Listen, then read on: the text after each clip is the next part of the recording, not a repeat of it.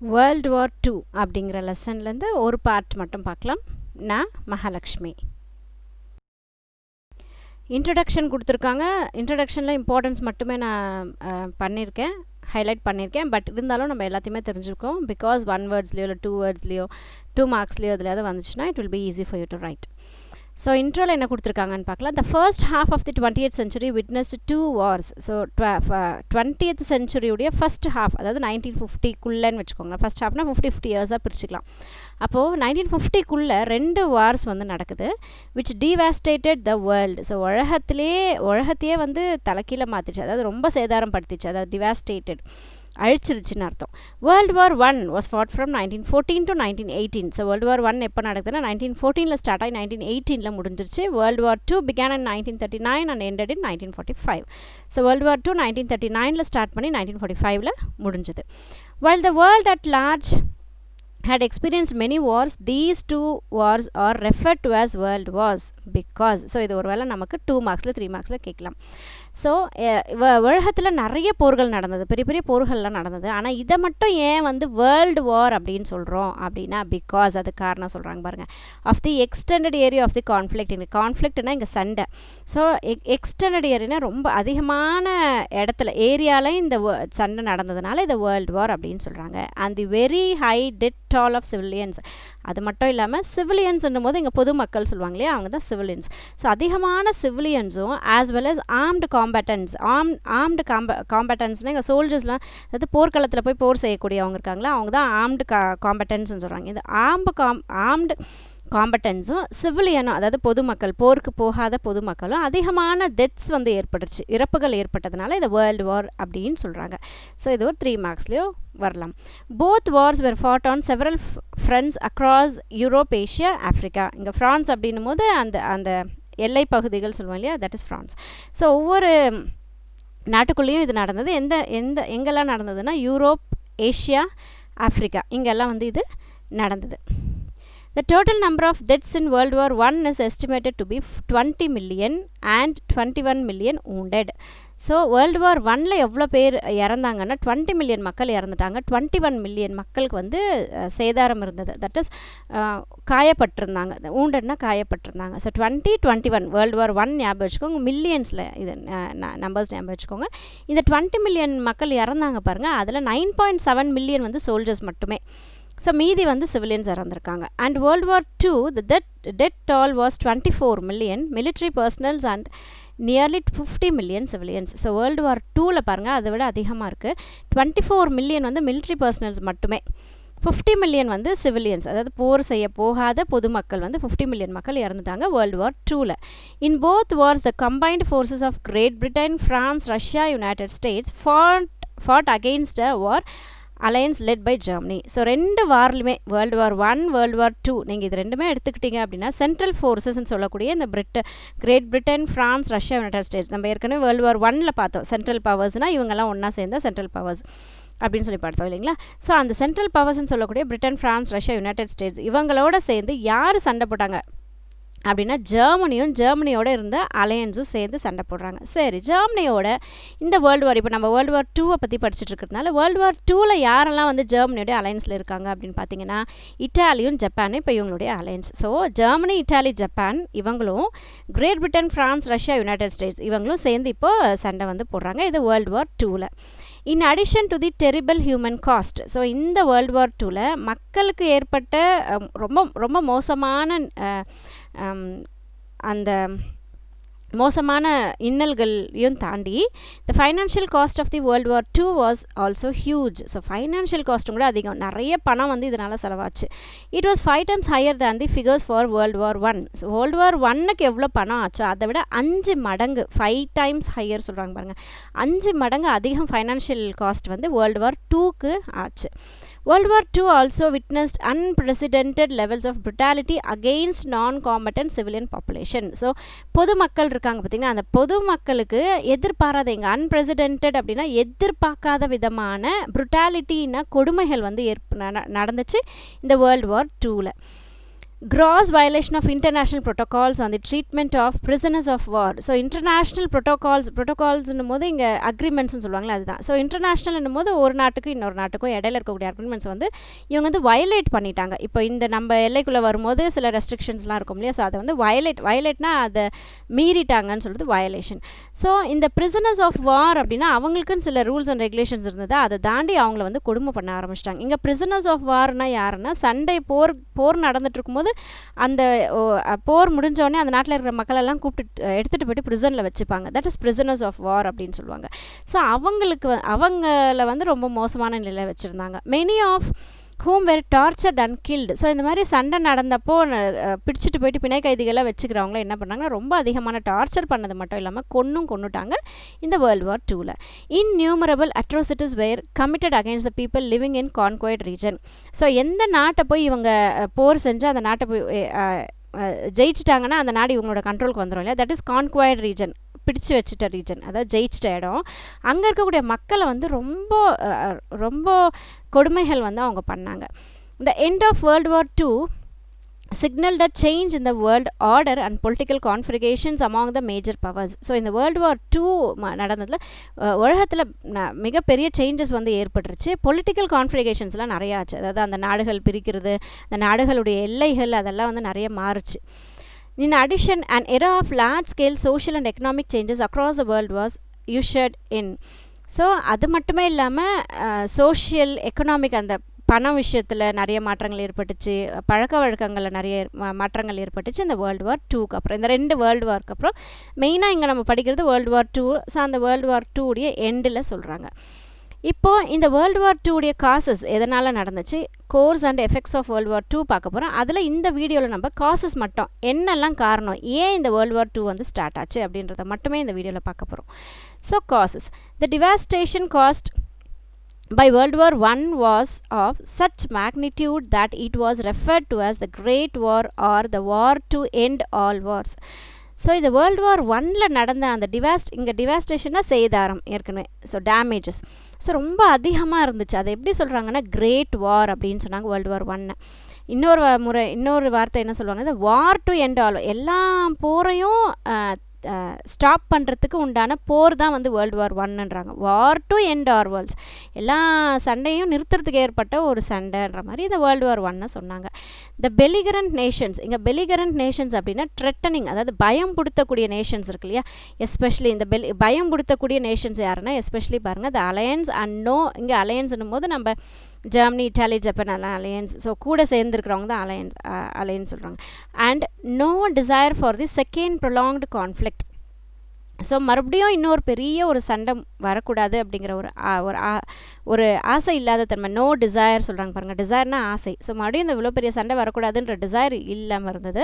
And this was a main driving force behind this actions after the world war 1. So world war 1க்கு அப்புறம் மறுபடியும் இந்த world war 2 start ஆகிறதுக்கு main காரணம் என்ன, மறுபடியும் இவ்வளோ பெரிய சேதாரத்தை, இவ்வளோ பெரிய சண்டை வேண்டான்ற எண்ணம் வந்து யாருக்கும் வரலை.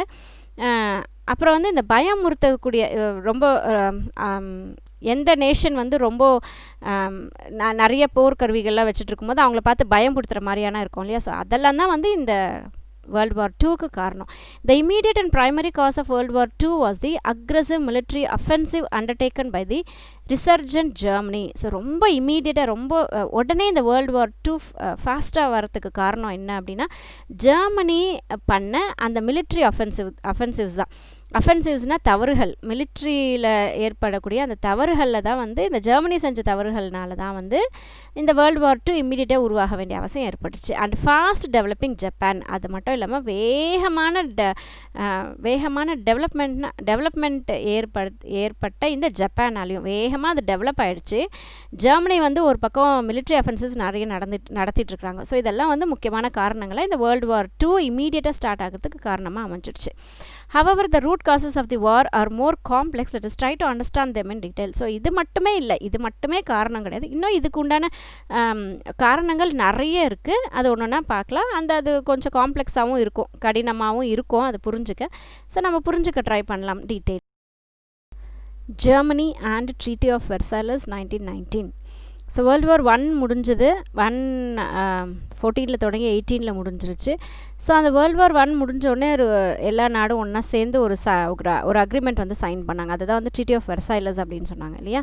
ஸோ அந்த ட்ரீட்டி ஆஃப் வெர்சைலஸ் 1919 சைன் பண்ணதுக்கும் ஜெர்மனிக்கும் என்ன ஆச்சு, அதனால் ஏன் வேர்ல்டு வார் 2 ஏற்பட்டுச்சு அப்படின்றது ஒரு காரணம்.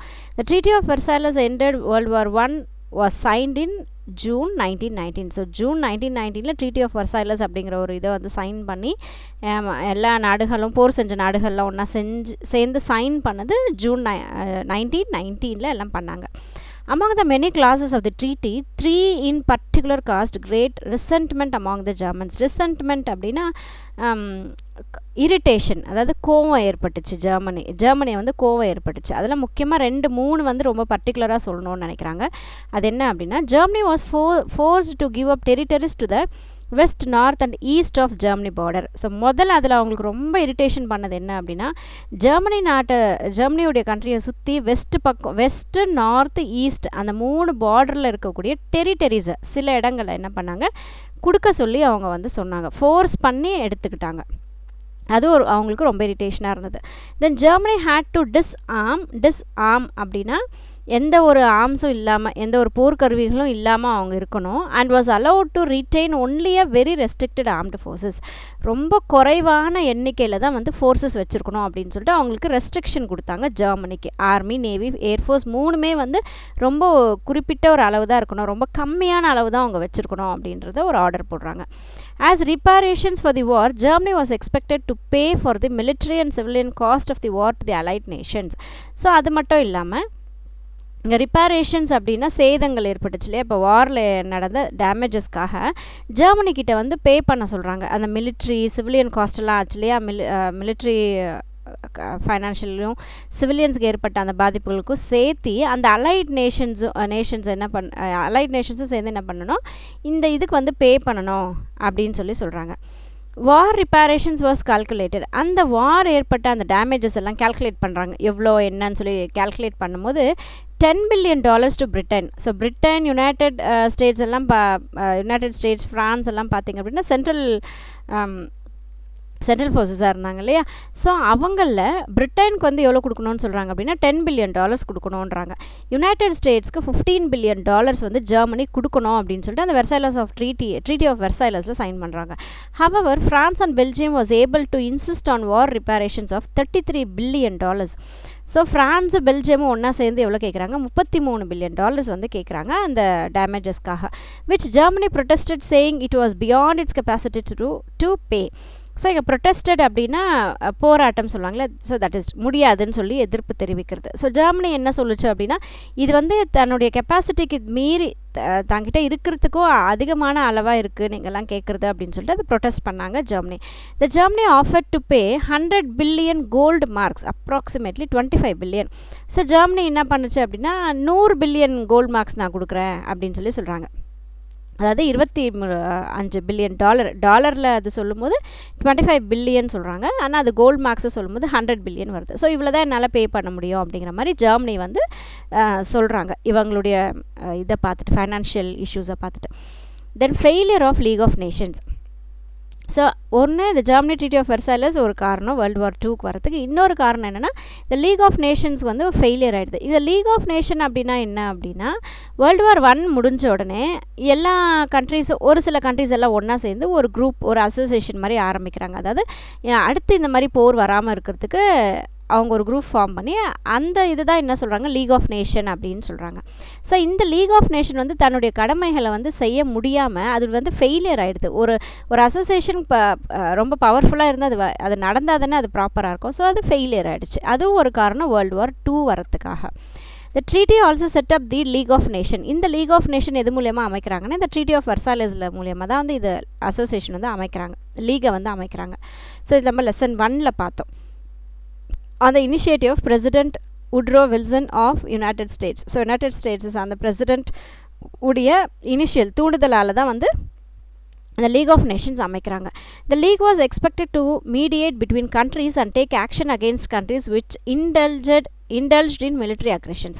ஸோ இந்த லீக் என்ன சொல்லுச்சு அப்படின்னா, இந்த லீகுடைய ஒர்க் என்ன அப்படின்னா, கண்ட்ரீஸ்குள்ளார ஏதாவது பிரச்சனைகள் வரும்போது அவங்க விஷயத்தில் அதில் தலையிட்டு, அதாவது இவங்க நடுநிலையாக நின்று அவங்களுக்கு உள்ள ப்ராப்ளம்ஸ் எல்லாம் தீர்த்து வைக்கிறது தான் வந்து இவங்களுடைய வேலை அப்படின்னு சொல்லி தான் எக்ஸ்பெக்டேஷனில் இருந்தது. ஹவவர் ஆனால் என்ன நடந்ததுன்னா, the United States was not interested in playing a global role or any role in European politics.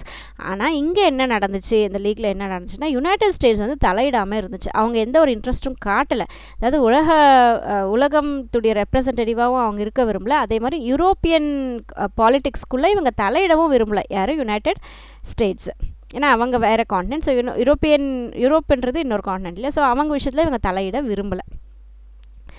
American கான்டினென்ட்டில் இருக்காங்களே யுனைடெட் ஸ்டேட்ஸ், அதனால் அவங்க தலையிட விரும்பல. த popular mood favoured the traditional isolationist approach and therefore the United States did not become a member of the league.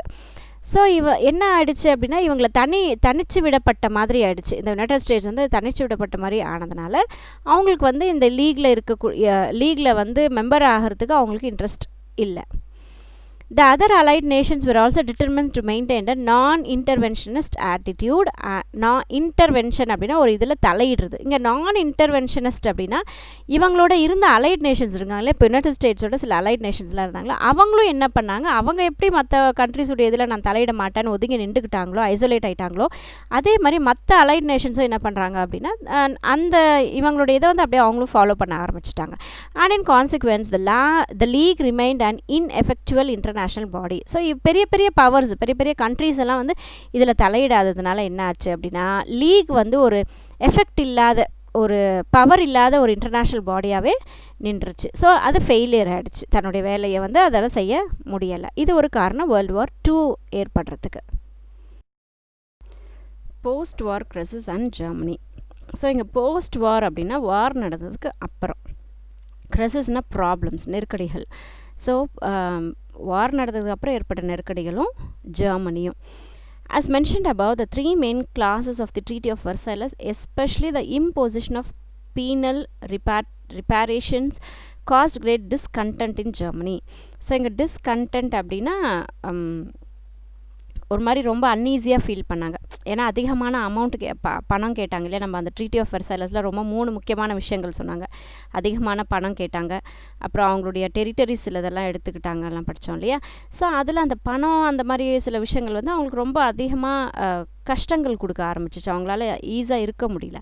The interwar period was a time of severe economic turn in western Europe as well as the United States. So இங்கே inter war period அப்படின்னா என்னென்னா, first வார்க்கும் second வார்க்கும் நடுவில் இருக்கக்கூடிய அந்த period, அதான் inter வார்.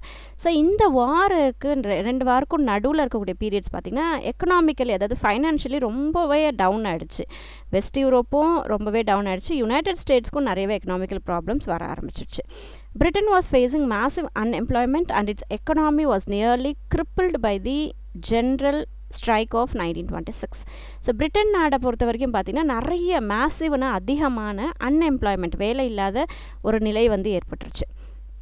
அதனால் அதோடைய economy, அதோடைய ஃபைனான்ஷியல் ஸ்டேட்டஸ் வந்து ரொம்பவே வந்து இங்கே கிரிப்பிள்டுனா ஊனமுட்டுருச்சுன்னு சொல்கிற மாதிரியே, பட் அது ரொம்பவே வந்து பின்தங்கிய நிலைக்கு வந்து வந்துருச்சு. முக்கியமாக எதனாலன்னு பார்த்தீங்கன்னா, ஜென்ரல் ஸ்ட்ரைக் நடந்தது 1926. ஸோ அப்போ நடந்த அந்த ஸ்ட்ரைக்கால் அவங்களோட எக்கனாமி வந்து ரொம்பவே குறைஞ்சி போயிடுச்சு.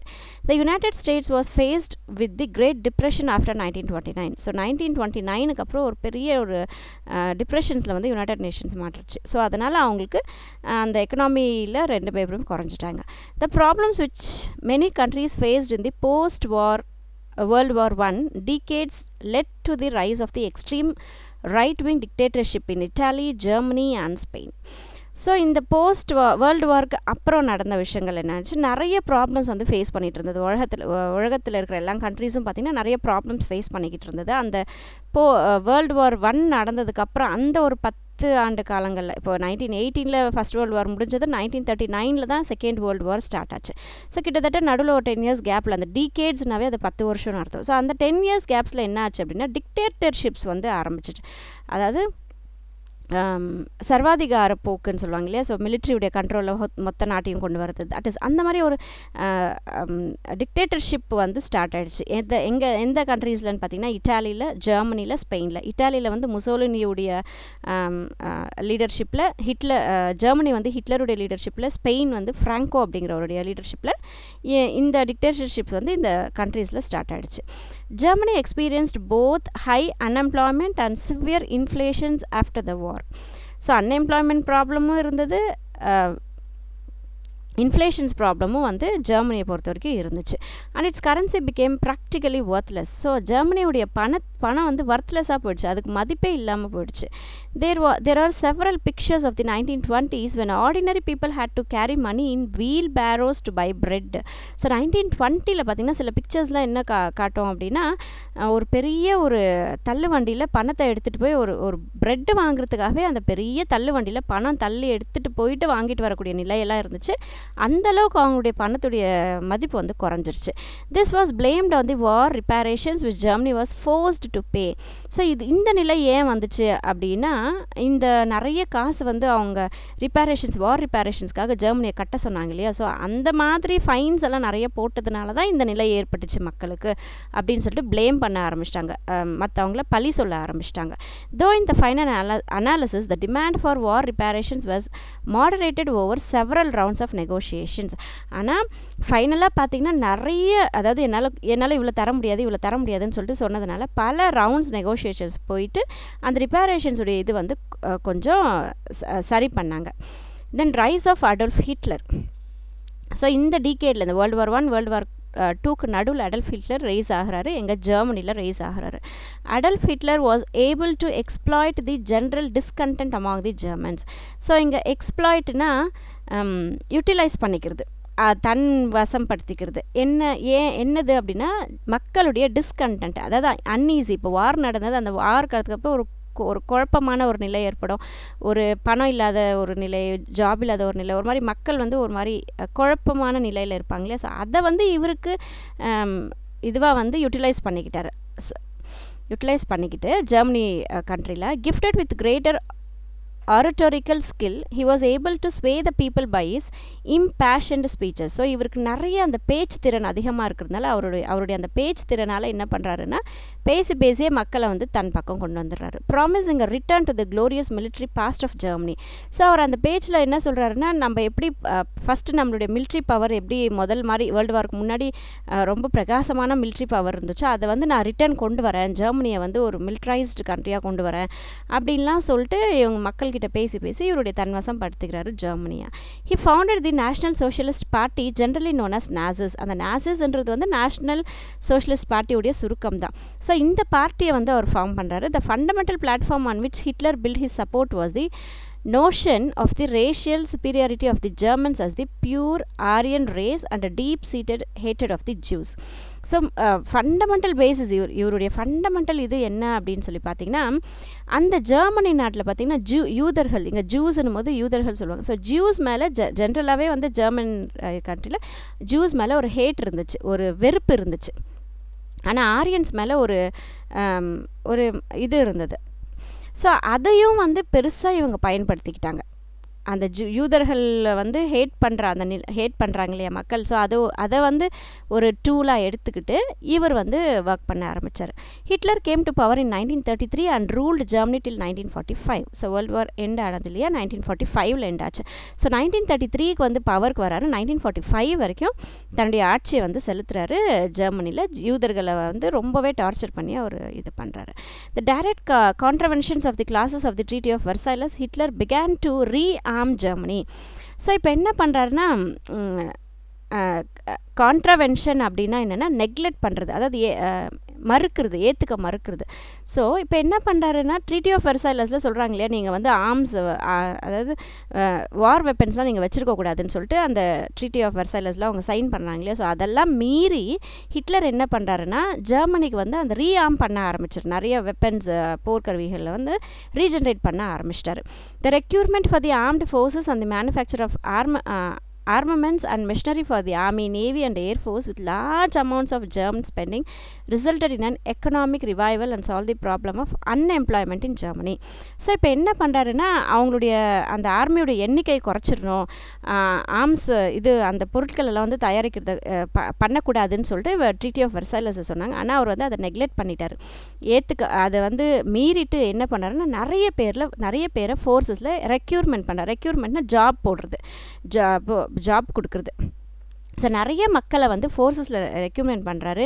நிறைய மிஷினரிஸ் தயாரிக்கிறது, நிறைய போர்க்கருவிகள் தயாரிக்கிறது, இந்த மாதிரியான விஷயங்கள் எல்லாம் இவர் செய்ய ஆரம்பித்தார். நிறைய கவர்மெண்ட்டுடைய பணத்தை வந்து எல்லாத்துலேயும் எல்லா பணத்தையும் கொண்டு போயிட்டு அந்த போர் சம்மந்தப்பட்ட எல்லா விஷயங்களும் செய்ய ஆரம்பித்தார். நிறைய மக்களுக்கு வந்து ஜாப் கொடுத்தாரு ஃபோர்ஸஸில். ஸோ இதனால் என்ன ஆச்சு அப்படின்னா ஜெர்மனி நாட்டில் அன்எம்ப்ளாய்மெண்ட், அதாவது வேலை இல்லாத நிலை அப்படின்றது வந்து தீர்த்துட்டாங்க. ஏன்னா நிறைய பேர் அந்த இண்டஸ்ட்ரீஸ்க்கு போட்டுக்கிட்டாங்க, நிறைய பேர் ஃபோர்ஸஸ் எடுத்துக்கிட்டாங்க. அதனால் அன்எம்ப்ளாய்மெண்ட்ன்ற பிரச்சனை இல்லாமல் போயிடுச்சு. Italy's break with Britain and France in the wake of Mussolini's invasion of Ethiopia resulted in better relationship between Italy and Germany. So இதே மாதிரி என்ன ஆச்சுன்னா இட்டாலி வந்து பிரிட்டன் ஃப்ரான்ஸோட ஆப்போசிட்டில் இருந்து முசோலினி வந்து எத்தியோப்பியாவை இன்வாஷன் பண்ணுறாரு, அதாவது கைப்பற்றுறதுலேருந்து என்ன ஆச்சு அப்படின்னா இட்டாலிக்கும் ஜெர்மனிக்கும் ஒரு நல்ல ஒரு ரிலேஷன்ஷிப் வந்து ஏற்பட்டுருச்சு. இப்போ முசோலினி வந்து யாருக்கு ஆப்போசிட்டுன்னு பார்த்தீங்கன்னா பிரிட்டனுக்கும் ஃப்ரான்ஸுக்கும் ஆப்போசிட்டாக இருந்தார். ஸோ ஏற்கனவே ஜெர்மனி வந்து பிரிட்டன் ஃப்ரான்ஸ்க்கு எதிராக தான் இருந்தார். ஸோ அதனால் இவங்க எல்லாம் என்ன பண்ணாங்க, ஒன்றா சேர்ந்துட்டாங்க. In 1936 before Germany invaded the Rhineland which was suppose to be the demilitarised zone, Rome Berlin axis had become in to being. So 1936 என்ன பண்ணுறாருன்னா ரைன்லேண்ட் அப்படின்ற அந்த இதை வந்து இன்வைட் பண்ணுறதுக்கு முன்னாடி ஜெர்மனி வந்து ரைன்லேண்ட் அப்படின்ற கண்ட்ரியை கைப்பற்றுறதுக்கு முன்னாடியே இந்த ரோம் பெர்லின் ஆக்சிஸ் அப்படின்றது இருந்துட்டு இருந்தது. ஆல்ரெடி அங்கே ரோம் பெர்லின் ஆக்சிஸ்ன்றது இருந்துட்டு இருந்தது 1936க்கு முன்னாடி. ஆனால் பின்னாடி அப்புறம் என்னாச்சு, லேட்டர் என்னாச்சு அப்படின்னா Japan joining this alliance. Japan வந்து இப்போ இவங்களோட வந்து சேர்ந்துக்கிட்டாங்க. யாரோட? ஜெர்மனியோட, இட்டாலியோட ஜப்பான் வந்து சேர்ந்தாச்சு. ஸோ அது என்ன ஆச்சு அப்படின்னா ரோம் பெர்லின் டோக்கியோ ஆக்சிஸ் அப்படின்னு சொல்லிட்டு மாறிடுச்சு. In 1936, Hitler invaded Austria and Czechoslovakia. So 1936 இந்த ரெண்டு கண்ட்ரீஸை வந்து இவர் கைப்பற்றிடுறாரு. Sudetenland in Czechoslovakia was German speaking. So அந்த செக்கோஸ்லோவேக்கியா அப்படிங்கிற இடத்துல சுடன்டென்லேண்ட் அப்படிங்கிற அந்த ஒரு குறிப்பிட்ட கண்ட்ரி மட்டும் பார்த்திங்கன்னா ஜெர்மன் பேசக்கூடிய மக்கள் வந்து இருக்காங்க அந்த பிளேஸில். And Hitler's claim was that the German speaking people should be united into one nation. So அவருடைய நோக்கம் என்னவாக இருந்ததுன்னா எங்கெல்லாம் ஜெர்மன் லாங்குவேஜ் பேசுகிறாங்களோ அந்த மக்களெல்லாம் அந்த கண்ட்ரிஸ் எல்லாம் ஒன்றா சேர்த்தணும், யுனைட் பண்ணணும் அப்படின்றது அவருடைய ஒரு எய்மாக இருந்துச்சு, கிளைமாக இருந்துச்சு, அவர் எதிர்பார்த்த ஒரு விஷயமா இருந்துச்சு. Allies and non intervention. அலைஸ்னும் போது கூட இருக்கவங்க யாரெல்லாம் அவங்களுடைய கூட்டில் இருக்காங்க, that is allies. Non intervention அப்படின்னா ஒன்றா இன்டர்வென்ட் பண்ணாமல் இருக்கிறது, இது பண்ணாமல் இருக்கிறது, that is intervention. There were also acts of aggression by Italy and Japan. Aggression அப்படின்னா கோவம். ஸோ ஜப்பான் இட்டாலி ஆக்சுவலாக ஒரே அலையன்ஸ் தானே இருந்தது. Italy, Japan and then Germany 3 பேரும் ஒன்றா தான் இருந்தாங்க. பட் இவங்களுக்குள்ளேயே பார்த்திங்கன்னா ஒருத்தருக்கு ஒருத்தர் கோவம் இருந்துட்டு இருந்தது இட்டாலிக்கும் ஜப்பானுக்கும். Italy invaded Ethiopia in 1935 and Albania in 1939. So Italy என்ன பண்ணுச்சு, 1935 எத்தியோப்பியாவையும் 1939 அல்பானியாவும் இன்வைட் பண்ணிடுச்சு. அவங்க மேலே போர் தொடுத்து அதை தன்னோட கண்ட்ரோலுக்கு எடுத்துக்கிச்சு. Emperor Haile Selassie of Ethiopia appealed to the League of Nations. So இப்போ என்ன பண்ணாங்க, World War I முடிஞ்சோடனே லீக் ஆஃப் நேஷன்ஸ் வந்து க்ரியேட் பண்ணிட்டாங்க இல்லையா, ட்ரீட்டி ஆஃப் வெர்சைலஸ் மூலியமாக. ஸோ அப்போ என்ன பண்ணுறாங்க, அவங்க இந்த லீக் ஆஃப் நேஷன்ஸ்க்கு என்ன வேலை, ஏதாவது பிரச்சனைகள் வரும்போது ஒருத்தருக்கு ஒருத்தர் பேசி சரி பண்ணுறது தான் லீக் ஆஃப் நேஷன்ஸுடைய வேலை. ஸோ இப்போது இந்த எத்தியோப்பியாவுடைய எம்பரர் ஹெய்லி என்ன பண்ணுறாரு அப்படின்னா லீக் ஆஃப் நேஷன் கிட்ட போய் கம்ப்ளைண்ட் கொடுக்குறாரு. But got no help. ஆனால் எம்பரர் ஹெய்லிக்கு எந்த ஹெல்ப்பும் கிடைக்கல. இந்த east Japan was pursuing its policy of military expansion. So eastern பக்கம் ஜப்பானுடைய ஈஸ்ட் சைடு பார்த்திங்க அப்படின்னா அந்த மிலிட்ரி பாலிசி எல்லாம் வந்து இது என்ன பண்ணுச்சுன்னா அத்துமீறி மிலிட்ரியுடைய எண்ணிக்கையெல்லாம் எக்ஸ்பேன்ஷன் பண்ணுச்சு, அதிகப்படுத்திக்கிட்டாங்க. இன் 1931 Japan invaded Manchuria and in 1937 it invaded China and ceased Beijing. Beijing வந்து சீனாவுடைய கேபிட்டல் இல்லையா. ஸோ இப்போது ஃபஸ்ட்டு நம்ம மேலே என்ன பார்த்தோம் அப்படின்னா இட்டாலி வந்து எத்தியோப்பியாவும் அல்பானியாவும் இன்வைட் பண்ணுச்சுன்னு பார்த்தோம். ஸோ இப்போ ஜப்பான் என்ன பண்ணுது, மஞ்சூரியாவையும் சைனாவையும் வந்து இன்வைட் பண்ணிடுச்சு. மஞ்சூரியா வந்து 1931லேயும் சைனாவை வந்து 1937லேயும் இவங்க இன்வைட் பண்ணிக்கிட்டாங்க. இன்வைட்னா அவங்களோட கண்ட்ரோலுக்கு எடுத்துக்கிட்டாங்க. All these were ignored by the allies and the League of Nation was unable to take any action. So இங்கே அலைஸ்ன்னும் போது யார், பிரிட்டன், ஃப்ரான்ஸ், அந்த சென்ட்ரல் பவர்ஸ் தான் அலைஸ்ன்னு சொல்கிறோம் இல்லையா. ஸோ இதெல்லாம் இவங்க இந்த மாதிரி இன்வேஷன்லாம் பண்ணுறதெல்லாம் வந்து இவங்க வந்து கண்டுக்காமல் விட்டுட்டாங்க. லீக் ஆஃப் நேஷனாலையும் எதுவுமே பண்ண முடியல. ஏன்னா அவங்களுடைய ஹெல்ப் இருந்தால் தான் வந்து அதை சால்வ் பண்ண முடியுன்ற ப்ராப்ளம் வரும்போது இவங்களால் சால்வ் பண்ணவே முடியல. லீக் ஆஃப் நேஷன்ஸால் ஒன்றுமே பண்ண முடியல. In spite of all these manifestations of military activity by Germany, Italy and Japan, Britain and France continue to be non interventionist. So இப்போ ஜெர்மனி, இட்டாலி, ஜப்பான் எல்லாம் என்ன பண்ணுச்சுன்னா மிலிட்ரி ஆக்டிவிட்டீஸ் பண்ணக்கூடாதுன்னு அந்த ட்ரீட்டி ஆஃப் வெர்சைலஸில் சைன் பண்ணியிருக்காங்க. ஆனாலும் அதையும் அத்துமீறி இவங்க என்ன பண்ணுறாங்க, எல்லாமே பண்ணிக்கிட்டு இருக்காங்க. அப்பையும் கூட பிரிட்டனும் ஃப்ரான்ஸும் என்ன பண்ணுச்சு, தலையிடாமல் இருந்துச்சு. நான் இன்டர்வென்ஷனிஸ்ட்னா அதாவது உங்களுடைய பிரச்சனைகளில் நாங்கள் தலையிட மாட்டோம், உங்கள் நாட்டுக்குள்ளே நடக்கிற பிரச்சனைகளை நாங்கள் தலையிட மாட்டோன்றதா இன்டர்வென்ஷன் சொன்னோம் இல்லையா. ஸோ இது நான் இன்டர்வென்ஷன், தலையிட மாட்டோம் அப்படிங்கிற மாதிரி அவங்க அப்படியே ஒதுங்கி நின்றுக்கிட்டாங்க பிரிட்டனும் ஃப்ரான்ஸும். The mood in Britain was not in favour of starting another war. அது மட்டும் இல்லாமல் பிரிட்டன் நாட்டுக்கு இன்னொரு போர் வந்து எதிர்கொள்கிற அளவுக்கு அவங்களுக்கு அந்த மூடும் இல்லை. Prime Ministers Baldwin and Chamberlain did not feel justifying in intervening in a region which was not officially in their sphere of interest. அது மட்டும் இல்லாமல் பிரைம் மினிஸ்டர்ஸ் பால்வினும் சாம்பர்லைனுக்கும் வந்து தன்னுடைய நாட்டுக்குள்ளே தன்னுடைய இடத்துக்கு உள்ளே இல்லாத அந்த கண்ட்ரீஸ் மேலே வந்து இவங்க தலையிட விரும்பலை. அவங்களோட இன்ட்ரெஸ்ட் வந்து அவங்க காட்டுறதுக்கு அவங்களுக்கு இஷ்டம் இல்லை. The United States was totally indifferent to the outside world. United States ரொம்பவே வித்தியாசமாக இருக்குது, மற்ற வேர்ல்டுக்கு விட இது ரொம்பவே வித்தியாசமாக இருக்குது. இதுவே ஜெர்மனி, இட்டாலி எல்லாம் பார்த்திங்கன்னா ஒரே யூரோப்பியன் கண்ட்ரீஸ்குள்ளே வருது. ஆனால் யூஎஸ்ன்னும் போது அது அமெரிக்கன் காண்டினென்ட்டில் இருக்குது. ஸோ இது ரொம்பவே இன்டிஃப்ரெண்ட்டாக இருக்குது, அது வெளி உலகத்தில் இருக்க மாதிரி இருக்குது. And was concerned with the revival of the economy after the great Depression. So அந்த யுனைடெட் ஸ்டேட்ஸை பொறுத்த வரைக்கும் அவங்களோட எக்கனாமியை வந்து அவங்க ரைஸ் பண்ணுறதுலையே தான் அவங்களோட கான்சன்ட்ரேஷன் வந்து இருந்துகிட்டு இருந்தது. Munich pact. A further factor was that the Western powers and the Soviet Union distrusted each other. So இன்னொரு விஷயம் என்ன அப்படின்னு சொல்லி பார்த்தீங்கன்னா, வெஸ்டர்ன் பவர்ஸும் இந்த சோவியட் யூனியன் வந்து ரஷ்யா இல்லையா. ஸோ இந்த வெஸ்டர்ன் பவர்ஸும் ரஷ்யா சோவியட் யூனியனும் என்ன பண்ணுது அப்படின்னா ஒருத்தருக்கு ஒருத்தர் ட்ரஸ்ட் பண்ணல, அதாவது நம்பலை. டிஸ்ட்ரஸ்ட்னா என்னது, நம்பிக்கை இல்லாமல் இருக்குது. ஸோ இவங்க ரெண்டு பேரும் ஒருத்தருக்கு ஒருத்தர் நம்பாமல் இருந்தாங்க. In 1938 prime minister Chamberlain concluded the Munich pact with Germany. So இப்போ பிரைம் மினிஸ்டர் சாம்பர்லைன் என்ன பண்ணார், 1938 ஒரு பேக்ட் கொண்டு வரார். பேக்ட்னா ஒரு அக்ரிமெண்ட் மாதிரி கொண்டு வரார். அது பேர் வந்து முனிச் பேக்ட் அப்படின்னு சொல்கிறாங்க. யாரோட இந்த பேக்ட் போடுறாங்கன்னா ஜெர்மனியோட பேக்ட் போடுது. Which was a shameful acceptance of Germany's invention of Czechoslovakia to annex German speaking Sudetenland. So இந்த பேக்ட் எதுக்கு அப்படின்னா, இப்போ ஜெர்மனி வந்து செக்கோஸ்லோவேக்கியாவை இன்வெஷன் பண்ணிடுச்சு இல்லையா. செக்கோஸ்லோவேக்கியாக்குள்ளே இருக்கக்கூடிய ஒரு சுடென்டன் லேண்ட் அப்படிங்கிற அந்த ஒரு குறிப்பிட்ட பிளேஸ்ல வந்து ஜெர்மனி பேசிகிட்டு இருந்தாங்க.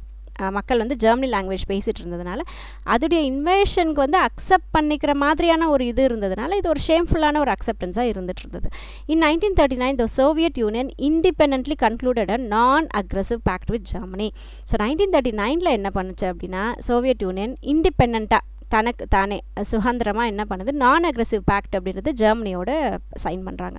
த continued positivity of the alliance and the reluctance to start building up their armies were also contributory causes of the extended scale of World War II. So இவங்க வந்து தானாகவே பார்த்தீங்க அப்படின்னா இந்த மிலிட்ரியோடைய ஆக்டிவிட்டீஸ் அதிகப்படுத்துறது, மிலிட்ரி வெப்பன்ஸ் வந்து அதிகப்படுத்துறது, அவங்களுடைய ஆர்மியோடைய எண்ணிக்கைகள் அதிகப்படுத்துறது, இந்த மாதிரியெல்லாம் பண்ணிட்டு இருந்தது தான் வந்து முக்கியமான ஒரு காரணமாக World War II அமைஞ்சிருச்சு. Though Hitler gave an assurance in the Munich Pact that Germany would not attack any other country, this was broken immediately. So இப்போ ஹிட்லர் என்ன பண்ணுறாரு அப்படின்னா, இப்போ முனிச் பேக்ட்ன்றது அந்த மிலிட்ரியோட கண்ட்ரோலில் வச்சுக்கிறது தான் முனிச் பேக்ட். ஸோ இப்போ ஹிட்லர் என்ன பண்ணுறாருன்னா அஷூரன்ஸ் கொடுக்குறாரு, உறுதி கொடுக்குறாரு. அதாவது ஜெர்மனி வந்து இனிமேல் எந்த நாட்டையும் வந்து அட்டாக் பண்ணாது அப்படின்னு சொல்லிட்டு உறுதி கொடுத்து தான் அந்த முனிச் பேக்டை வந்து சைன் பண்ணுச்சு. ஆனாலும் என்ன பண்ணுச்சு ஜெர்மனி, ஹிட்லர் ஜெர்மனியை சார்ந்த ஹிட்லர் என்ன பண்ணுறாருன்னா, அந்த முனிச் பேக்டில் சைன் பண்ணியிருப்பார் இல்லையா, நாங்கள் எந்த நாட்டையும் தாக்க மாட்டோம் அப்படின்னு சொன்னதை இமீடியட்டாக இவர் என்ன பண்ணார், அதை மீறிட்டார். ஸோ 1938 தான் வந்து இந்த முனிச் பேக்டை வந்து சைன் பண்ணுறாங்க. 1939 அடுத்த வருஷமே என்ன பண்ணார், செக்கோஸ்லோவேக்கியாவை இன்வைட் பண்ணிடுறாரு. அப்போ இவர் மற்ற நாட்டு மேலே நான் அட்டாக் பண்ண மாட்டேன்னு சொன்னவர் அடுத்த வருஷமே பார்த்திங்கன்னா செக்கோஸ்லோவேக்கியாவை அட்டாக் பண்ணி தன்னோட கண்ட்ரோலுக்கு கொண்டு வந்தது அவர் அத்துமீறிட்டார். அவர் அந்த முனிச் பேக்டை வந்து இவர் அத்துமீறிட்டார். Poland was attacked next. So அடுத்து செக்கோஸ்லோவேக்கியா அடுத்து போலாண்ட் அப்படிங்கிற கண்ட்ரியை வந்து அவங்க அட்டாக் பண்ணுறாங்க. And this was the final act which resulted in the declaration of the war by Britain and France against Germany. So இவங்க செக்கோஸ்லோவியா அடுத்து போலாண்ட் இந்த மாதிரிலாம் அட்டாக் பண்ணிக்கிட்டே இருக்கும்போது ஸோ அதோட லாஸ்ட்டாக இருந்தது உடனே என்ன பண்ணிட்டாங்க, வாரை வந்து டிக்ளேர் பண்ணிட்டாங்க. யாருன்னா பிரிட்டனும் ஃப்ரான்ஸும் யாரை எதிர்த்து, ஜெர்மனியை எதிர்த்து போரை வந்து ஸ்டார்ட் பண்ணலாம் அப்படின்னு சொல்லிட்டு வார் டிக்ளேர் பண்ணிடுறாங்க. In Britain Prime Minister Chamberlain resigned in 1940. So 1940s 1939 இந்த 1938 முனிச் பேக்ட் நடக்குது. 1939 வந்து வார் வந்து டிக்ளேர் பண்ணிடுறாங்க, வேர்ல்டு வார் 2 வந்து டிக்ளேர் பண்ணிடுறாங்க. 1940 பிரிட்டனுடைய பிரைம் மினிஸ்டர் சாம்பர்லின் வந்து ரெசிக்னேஷன் கொடுத்துட்றாரு. And Winston Churchill who had always warned about Hitler and his military ambitions became prime minister. So இப்போ என்ன பண்ணார், வின்ஸ்டன் சர்ச்சில் வந்து எப்பயுமே வந்து ஜெர்மனியும் ஹிட்லரை வந்து வார்ன் பண்ணிக்கிட்டே இருப்பார், அவருடைய அந்த மிலிட்ரி ஆம்பிஷன்ஸ் வந்து வார்ன் பண்ணிக்கிட்டே இருந்தார். ஸோ இவர் என்ன பண்ணார், இப்போ பிரைம் மினிஸ்டராக ஆயிடுறாரு வின்ஸ்டன் சர்ச்சில். தேங்க்ஸ் ஃபார் வாட்சிங் மை வீடியோ. Take care.